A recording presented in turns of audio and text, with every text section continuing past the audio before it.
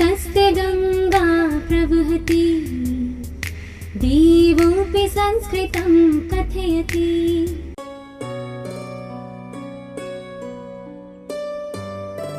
प्रिय संस्कृत मित्राणि नमः संस्कृताय। संस्कृत गंगा में आपका स्वागत है। मैं हूं सर्वज्ञ भूषण। आज हम लोग श्रीमद् भगवद गीता के दूसरे अध्याय का 61वां श्लोक पढ़ेंगे। 72 श्लोक हैं कुल गीता के दूसरे अध्याय में। 60 श्लोक हम लोगों ने पढ़ लिया था। 60वां श्लोक में भगवान ने कहा था कि यपि कौन्तेय पुरुषस्य विपश्चितः इंद्रियाणि प्रमाथीनि हरन्ति प्रसभं मनः इसके आगे तानि सर्वाणि संयम्य युक्त आसीत मत्परः वशे हि यस्येन्द्रियाणि तस्य प्रज्ञा प्रतिष्ठिता तानि सर्वाणि इंद्रियाणि। ये तानि सर्वाणि इंद्रियाणि यहाँ देखो पीछे के श्लोक में भगवान ने यहाँ पर देखो ये यहाँ पर कहा, हाँ, इंद्रियाणि प्रमाथीनि हरन्ति प्रसभं। ये प्रमथन स्वभाव वाली चंचल इंद्रियां मन को जबरदस्ती हरण कर लेती हैं। यह बात 60वें श्लोक में भगवान कृष्ण अर्जुन को बताए कि ये चंचल स्वभाव वाली इंद्रियां हैं, इनको क्या करना है, ये मन को हरण कर लेती हैं। तो तानि सर्वाणि इंद्रियाणि संयम्य, तो तानि सर्वाणि, तानि से बोध हुआ इंद्रियाणि का, तो उन सभी इंद्रियों को संयमित करके, नियंत्रित करके, कंट्रोल करके, राइट। तानि सर्वाणि, ये तानि सर्वाणि, तानि उन, सर्वाणि माने सभी, और ये किसके लिए है, इंद्रियाणि के लिए। जो इंद्रियां मन को जबरदस्ती खींच लेती हैं उन सभी इंद्रियों को संयम्य, उन सभी इंद्रियों को संयमित करके युक्ता, और जब इंद्रियों को नियंत्रित कर लेंगे तो जितेंद्रिय हो जाएंगे, माने इंद्रियों से युक्त हो जाएंगे। युक्ता समझ गए। और मत परहा, केवल मेरे पारायण होकर के, यानी भगवत पारायण होकर के, एकमात्र भगवत पारायण होकर के आसीत, बैठे या बैठना चाहिए। आस उपवेशने धातु है, विधिलिंग लकार में इसका रूप चलेगा क्या, आसीत, आसियाताम, आसीरन। आस उपवेशने जिसका आस्ते रूप चलता है लट लकार में है, तो ये आसीत कहाँ का है, विधिलिंग लकार का, आत्मनेपदी में विधिलिंग लकार आस धातु का प्रथम पुरुष का एक वचन। मत परह आसीत, मुझ पर आश्रित होकर के रहे। मत परह आसीत समझ गए, अर्थात केवल भगवान का ही आश्रय ले। भगवान कह रहे हैं कि मत पर हमारे ईश्वर पर उसकी श्रद्धा हो, उस पर ईश्वर पर उसकी आस्था हो, ईश्वर पर उसका विश्वास हो, ऐसा मत पर आसीत। लेकिन क्या करके, तानि सर्वाणि इंद्रियाणि संयम्य, जो इंद्रियां जबरदस्ती मन को हरण कर लेती हैं उन सभी इंद्रियों को संयमित करके और जितेंद्रिय होता हुआ, अर्थात इंद्रियों को कंट्रोल करने वाला, इंद्रियों से युक्त, हाँ, इंद्रियों से युक्त जो हो जाएगा, युक्ता माने जो इंद्रिय को संयमित कर लेगा, वो सारी इंद्रियां उसके वश में हो जाएंगी। ऐसा व्यक्ति भगवत परायण होकर के, मत परहा होकर के, आसीत माने बैठे चुपचाप। तो यस्य, अब यहाँ ऐसे इससे होगा क्या, परिणाम क्या होगा, रिजल्ट क्या निकलेगा, तो भगवान ने कहा रिजल्ट ये होगा कि यस्य इंद्रियाणि वशे ही माने क्योंकि, यस्य माने जिसकी, इंद्रियाणि माने इंद्रियां, वशे वश में, वशे माने तो जिसकी इंद्रियां वश में, तस्य प्रज्ञा प्रतिष्ठिता, उसी की बुद्धि प्रतिष्ठित है। राइट हो गया। ऊपर की 2 लाइन में बताया कि तानि सर्वाणि इंद्रियाणि, इंद्रियाणि पीछे से ले लो, जिसके लिए कहा कि इंद्रियाणि प्रमाथीनि हरन्ति प्रसभम मनः, इंद्रियाणि प्रमाथीनि हरन्ति प्रसभम मनः। 60वें श्लोक में भगवान ने कहा कि वो प्रमथन स्वभाव वाली, चंचल स्वभाव वाली इंद्रियां जबरदस्ती, प्रसभम माने बलात्, मनः माने मन को, हरन्ति माने हरण कर लेती हैं।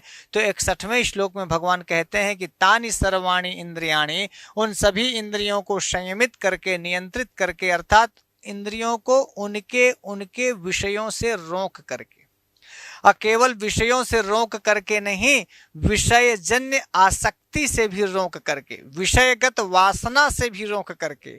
आप इसके पहले एक श्लोक पढ़े होंगे कि विषया विनिवर्तन्ते निराहारस्य देहिनः रसवर्जम रसोप्यस्य परम दृष्ट्वा निवर्तते। तो वहां विषयों से विनिवर्तित होना बस नहीं है, विषयों के प्रति जो आपकी चाहत है, इच्छा है, अभिलाषा है, कामना है, वासना है, जो विषयों से विनिवर्तित तो हो जाते हैं बहुत सारे लोग, लेकिन विषयगत आसक्ति से विनिवर्तित नहीं हो पाते, विषयासक्ति को छोड़ नहीं पाते। राइट? तो विषयासक्ति भी छूट जाए। अब कहते हैं कि ऐसा है, यस्य ही माने क्योंकि, क्योंकि यस्य माने जिसकी, इंद्रियाणि वशे, जिसकी इंद्रियां वश में, वशे सप्तमी का एक वचन, वश में है, तस्य, यस्य तस्य, यस्य तस्य, जिसकी उसकी, जिसकी उसकी, उसकी प्रज्ञा प्रतिष्ठिता। किसकी प्रज्ञा प्रतिष्ठिता? यस्य इंद्रियाणि वशे तस्य प्रज्ञा प्रतिष्ठिता, जिसकी इंद्रियां उसके वश में है, जिसकी इंद्रियां वो जो चाहे वो करती हैं। इंद्रियां जो चाहें वो नहीं कर पाती हैं, बल्कि वो उसका जो आत्म स्वभाव है, जो परमात्मा पर स्थिर है, जो बुद्धि। अब एक बड़ी मजेदार बात मुनिदेव आर्य समझिएगा आप इसको, जिसकी प्रज्ञा ईश्वर पर या समाधि पर, जो स्थित प्रज्ञ है, जो समाधिस्थ है, यही तो अर्जुन ने पूछा, समाधिस्थस्य या स्थित प्रज्ञ से का भाषा समाधिस्थस्य केशव। तो जो समाधिस्थ है उसकी बुद्धि समाधि में स्थित है, परमात्मा में स्थित है, और जो समाधि में बुद्धि स्थित होगी वह बुद्धि इंद्रियों के आधार पर भला कैसे चलेगी। राइट? समझ में आ रहा है? जो बुद्धि स्थित प्रज्ञ हो गई, जो बुद्धि परमात्मा में स्थिर हो गई, परमात्मा का चिंतन करती है, समाधि में डूबी हुई है, भला वह बुद्धि इंद्रियों के इशारे पर क्यों नाचेगी। तो भगवान ने कहा कि यस्य इंद्रियाणि वशे, जिसकी इंद्रियां अपने वश में नहीं होगी उसकी बुद्धि कभी समाधिस्थ हो ही नहीं सकती, विचलित होगी। एकदम राइट पकड़े, समझ गए? यस्य इंद्रियाणि ना वशे तस्य प्रज्ञा ना प्रतिष्ठिता। तो कस्य प्रज्ञा प्रतिष्ठिता? यस्य इंद्रियाणि वशे तस्य प्रज्ञा प्रतिष्ठिता। और ये तो कॉमन से स्वभाव है भाई। मान लीजिए हमारा मन, आप सोचिए हमारी दृष्टि, यदि हम यहाँ पढ़ाते समय हमारा मन गीता में ना लगे तो हम गीता में स्थित नहीं रह पाएंगे, गीता के श्लोकों को ठीक से अर्थ नहीं कर पाएंगे, आपको ठीक से बता नहीं पाएंगे। पता चला कि हम यहाँ पढ़ा रहे हैं और मन कहीं और है। भटका हुआ मन कभी ठीक काम नहीं कर सकता। तो जो भटकी हुई इंद्रियां हैं तो आपको भटकाव देंगी, कभी इधर कभी उधर। अब जो बुद्धि यस्य प्रज्ञा तस्य प्रज्ञा प्रतिष्ठिता, भाई जिसकी बुद्धि परमात्मा का ही चिंतन करती है तो परमात्मा के सिवाय फिर वो रसगुल्ला का चिंतन क्यों करेगी। समझ गए? वो ससुराल में साली का चिंतन क्यों करेगी। और जो बुद्धि ससुराल में साली का चिंतन कर रही वो परमात्मा का चिंतन कैसे करेगा। और जो परमात्मा का चिंतन कर रहा है वो फिर बीवी बच्चों और साली सरहज का चिंतन कैसे कर सकता है। ये कॉमन सा स्वभाव है। तो इसीलिए कहा कि यस्य इंद्रियाणि वशे, जिसकी इंद्रियां वश में है। आप समझ गए? जिसकी इंद्रियां वश में है, जिसका मन वश में है, जिसकी आंखें वश में है, जिसकी चक्षुरेंद्रिय वश में है, जिसकी श्रोत्रेंद्रिय वश में है। आप बताइए, बार बार आप व्हाट्सएप खोल लेते हैं, बार बार आप फेसबुक खोल लेते हैं, बार बार आप यूट्यूब खोल करके कोई गाना सुनने लगते हैं, वीडियो देखने लगते हैं, कॉमेडी देखते रहते हैं, सोचते हैं कि 2 मिनट देखेंगे। हमसे सच सच बताना, क्या 2 ही मिनट देखते हैं? खोलते तो 2 मिनट के लिए हैं, लेकिन 2 मिनट के चक्कर में कब 2 घंटा निकल गया पता नहीं चलता। आप बताइए, यदि आप ये तस्य प्रज्ञा ये वाले होते, वशे ही यस्य इंद्रियाणि, तो आपकी जिस इंद्री चक्षुरिंद्री ने देखना चाहा और श्रोत्रेंद्री ने सुनना चाहा, तो चक्षुरिंद्री वीडियो से हट नहीं रही है, देखने का मन करता जा रहा है, और श्रोत्रेंद्री सुनने से नहीं हट रही है।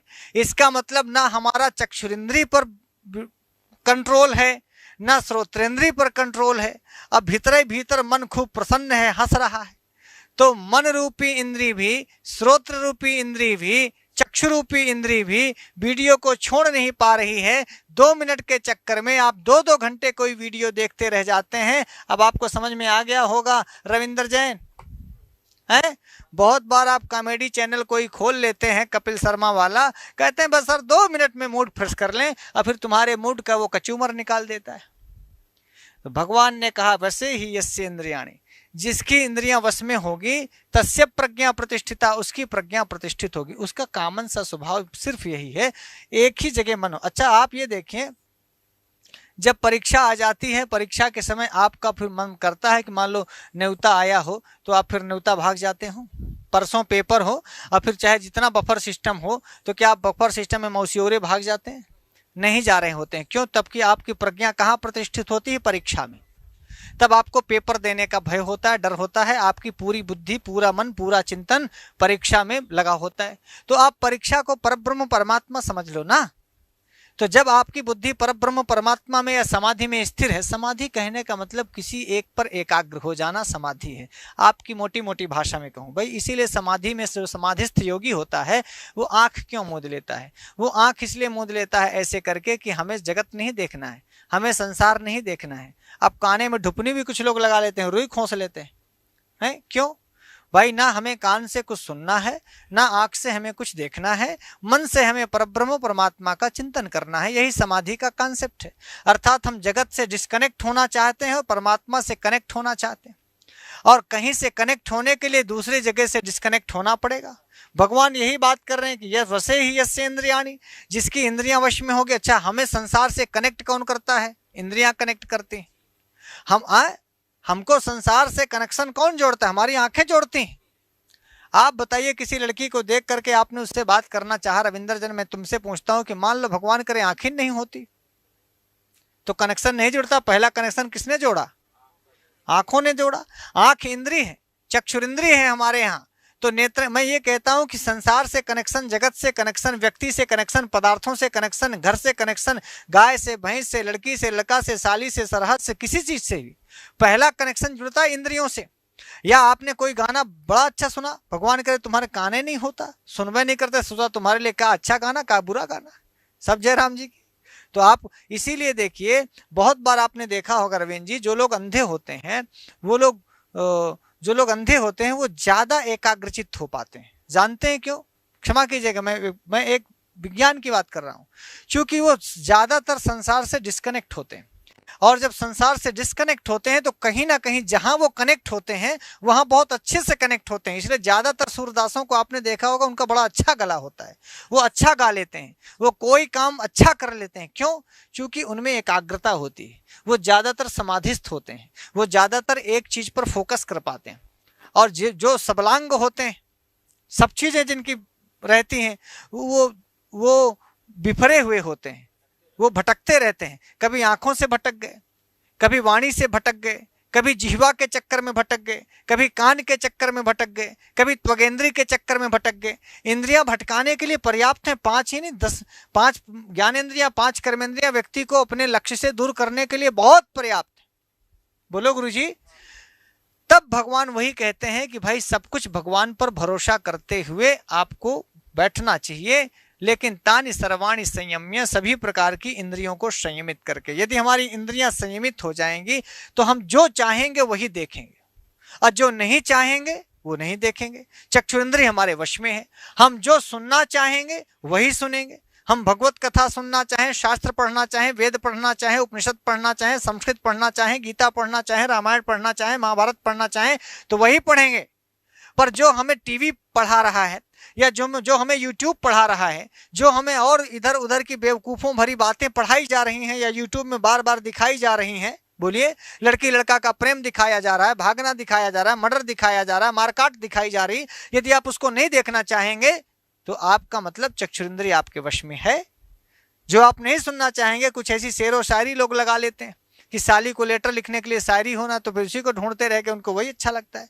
वह रामायण की चौपाइयाँ अच्छी नहीं लग रही, गीता के श्लोक अच्छे नहीं लग रहे, तो हाँ गजल अच्छी लग रही है, और वो भी एकदम दर्द भरी नगमे अच्छी लग रही, दर्द भरी नजर। आप समझ पा रहे हैं क्या करें?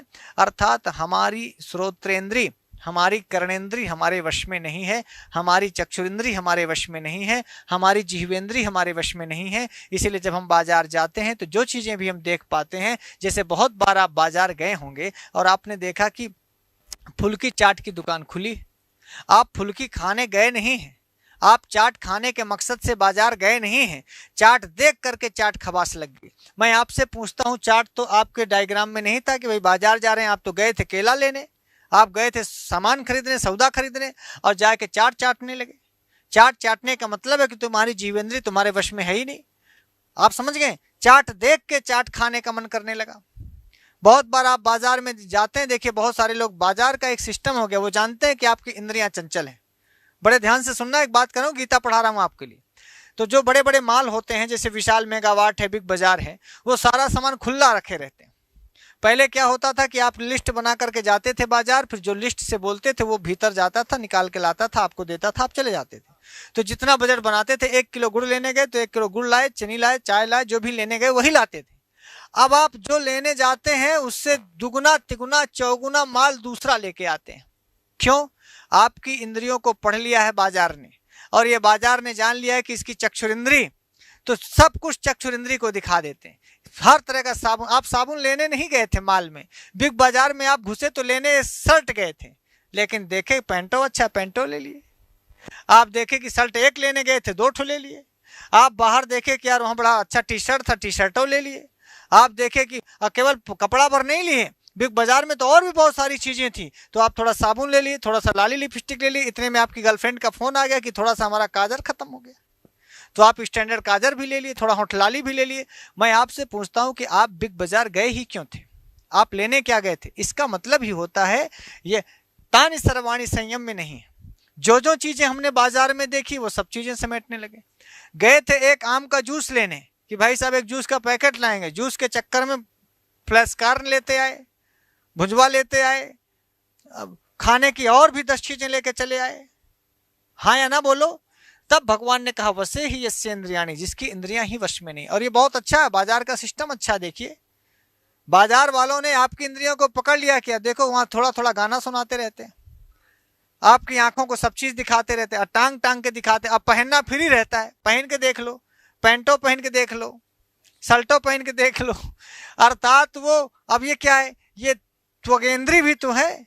आपने शर्ट पहना, बोले यार बड़ी अच्छी फीलिंग आ रही, बड़ा अच्छा है, बड़ा मुलायम है, बड़ा अच्छा लग रहा है, ये वाला कुर्तवा अच्छा है।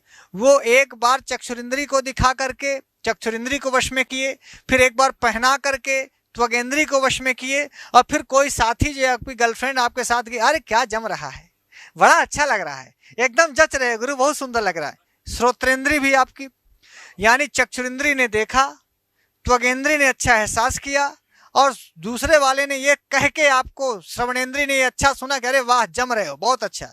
तो गए तो थे लेने एक शर्ट, 2-3 ठो ले लिए, या गए थे कुछ और करने और लेके कुछ और आ गए। आप समझ गए? कभी भी थोड़ा मोड़ा सामान लेना हो तो मैं आपको गीता के पढ़ने के बाद सलाह दे दूं, कभी माल मत जाना, अरे तुम्हारा सारा माल खत्म हो जाएगा। यदि आप माल में घुसे तो समझना माल ज्यादा जाने वाला है। आप हमेशा ऐसी दुकानों से जाइए जिस दुकानों में भैया आपको पर्चा देना हो, और जो आपको चाहिए वही वो निकाल के दे, वही आप लेके चले आओ। ये मैं इंद्रियों का खेल बता रहा हूं, आपको समझ में आ रहा है? भगवान यही कहते हैं वशे ही यस्य इंद्रियाणि तस्य प्रज्ञा प्रतिष्ठिता। इंद्रियां वश में नहीं है, और जिन जिन लोगों की इंद्रियां वश में नहीं है वो सब लूट रहे हैं, सब लूट रहे हैं, और सबको लूटा जा रहा है, बाजार सबको लूट रहा है। गीता पढ़ा रहा हूं, आप ध्यान से पढ़ेंगे तो आप समझ में आएंगे। इसलिए जहां पर सारी चीजें ओपनली खोल के रख दी गई हो, तो आप एक तेल देने जाएंगे 4 तेल लेकर के आएंगे, एंट सेंट वो अपना ऐसा सामने रखे रहेंगे, बहुत सारा आफी टाफी तो आप मंगवा ही नहीं करेंगे।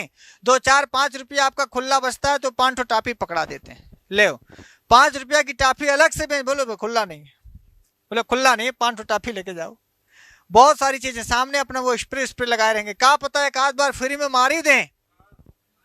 आपको फ्री में मार देंगे भाई, क्या सुगंध है। अब देखो क्या आपकी घ्राणेंद्री को जीत ली। आपकी जो घ्राणेंद्री थी, घ्राणेंद्री को उन्होंने 2 रुपए का 5 रुपए का मार दिया और 500 रुपए का आपने खरीद लिया। 500 रुपए का शंट खरीदने के चक्कर में 5 रुपए का उन्होंने शंट आपको मार दिया। तो कौन सी इंद्री को वश में कर लिया? घ्राणेंद्री को। चीकु सुगंध आपको पसंद है और वो सुगंध की पसंदगी, अरे क्या रोज कलर है गुरु, क्या कमल की गुलाब जैसी सुगंध है, क्या इसमें जास्मीन क्या बोलते हैं उसको, चमेली, जैस्मीन, क्या सुगंध है। और तुमको लूट लिए, 500 रुपये तुम्हारा चला गया, 5 रुपए का उन्होंने खेला किया और 495 रुपए तुमसे लूट लिया। हम तो भैया माल में जाते हैं तो पहले से अपना दोनों जेबा पकड़े रहते हैं, ऐसे पकड़े रहते हैं, इधर इधर भी जेबा पकड़े, साला कुछ खर्चा ना होने पाए। खर्चे कभी माल जाइए तो ऐसे जाइए कि जैसे परब्रह्म परमात्मा, निर्लिप्त परमात्मा गया, सब कुछ देखता है अपनी सृष्टि को। ओ अच्छा, ये ठीक है, ठीक है, बहुत अच्छा, बहुत अच्छा, बस सीधे चले जाओ। ये समझो कि मेरे लिए है ही नहीं, ये मेरे लिए है ही नहीं। और जितेंद्री बनने का ये एक प्रथम सोपान है। आप जितेंद्री बनना चाहते हैं ना, तो मालों में जाइए और खरीदिए कुछ मत। यदि आप माल में घुस करके पूरा माल घूम घाम के खाली हाथ लौट आए तो जितेंद्री का पहला कदम आपने पार कर लिया। तस्य प्रज्ञा प्रतिष्ठिता। मजाक नहीं कर रहा हूँ, गीता पढ़ाते समय आपको बता रहा हूँ छोटे छोटे प्रयोग जो आप जाएंगे प्रैक्टिकली आप देख पाएंगे। अब ऐसा ना हो कि तुम्हें लगे रुपल्लिन ना हो, 1 रुपया ना हो तो आप घूम के लौट आओ, पैसा जेबा में भरा हो और आपको कुछ खरीदना भी हो फिर भी आप ना खरीदें तो समझना वशे ही यस्येन्द्रियाणि तस्य प्रज्ञा प्रतिष्ठिता। भगवान यही कहते हैं, वशे ही यस्येन्द्रियाणि तस्य प्रज्ञा प्रतिष्ठिता। और बाद में मैं एक बात कहता हुआ आपसे विदा लेता हूं कि भाई साहब, जब आपकी इंद्रियां, जब आपका मन, जब आपकी बुद्धि किसी एक चीज पर स्थिर होगी तो दूसरे पर कभी जाएगी ही नहीं। भगवान यही बता रहे हैं कि जिसकी इंद्रियां समाधिस्थ होगी, जो समाधिस्थ होगा, जो स्थित प्रज्ञ होगा, जिसकी समाधि पर परमात्मा पर बुद्धि स्थिर होगी, जो मत पराह होगा, जो मत परायण होगा, जो मुझ पर विश्वास करेगा, जो मेरे ऊपर आश्रित होगा, जो समाधि में लीन होगा, जो परमात्मा में होगा, उसका मन, उसकी बुद्धि, तो फिर उसकी इंद्रियां और कहीं नहीं जा सकती, क्योंकि इंद्रियां विदाउट मन कहीं नहीं जाती। समझ में आ गया? इसीलिए सबसे पहले भगवान ने इंद्रियों को वश में करने की बात कही, दूसरी बात मत परा होने की बात कही, और तीसरी और चौथी लाइन में रिजल्ट बोल दिया कि होगा क्या यदि हम इंद्रियों को वश में कर लेंगे, तो होगा क्या, बोलो रिजल्ट आएगा ना, यस्य इंद्रियाणि वशे, जिसकी इंद्रियां वश में है तो रिजल्ट मिलेगा, तस्य प्रज्ञा प्रतिष्ठिता। समझना, उसकी प्रज्ञा, उसकी बुद्धि प्रतिष्ठित है परमात्मा में, वो समाधिस्थ पुरुष है। ठीक है, तो मित्रों आज के लिए इतना ही। हम फिर नई वीडियो के साथ आपके सामने उपस्थित होंगे, तब तक के लिए नमः संस्कृताय।